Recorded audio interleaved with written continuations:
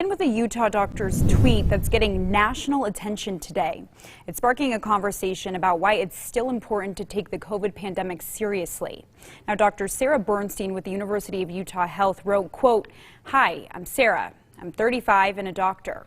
I also have a heart condition that puts me at an increased risk for serious complications from COVID." She went on to ask, does the face of chronic illness look different than you thought?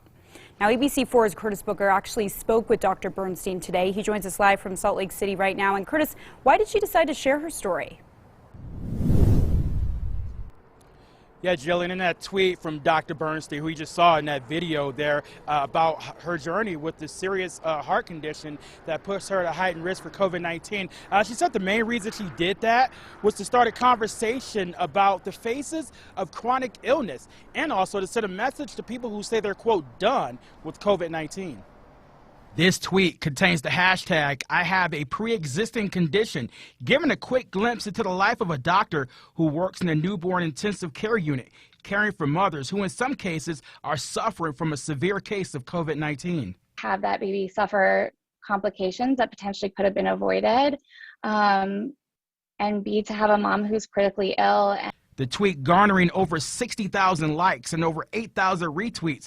Dr. Sarah Bernstein says she was diagnosed with mono when she was 15. That led to a host of heart complications, impacting her everyday activities, as well as the heightened risk for COVID. As I mentioned, chest pain, shortness of breath, but I went from running long distances to passing out after walking up a flight of stairs. In efforts to not only share her story, Dr. Sarah Bernstein says her ultimate goal is to give those who may also have underlying conditions the platform to have a voice. I think a lot of people, it seems like, shared this feeling that our lives matter too. She also shares what the last 2 years have been like for her personally, being on the front lines each day. On some level, you really feel powerless, right?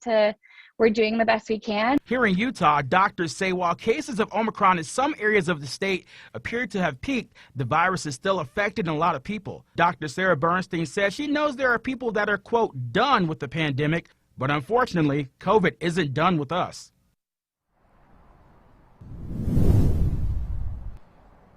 Now, Dr. Bernstein said that one thing that's been really good about this is people sharing their journeys of what they deal with underlying conditions. And it also shows that chronic illness doesn't have just one face. It affects people of all races, ages, and backgrounds. Reporting live in Salt Lake City, Curtis Booker, ABC4 News. All right.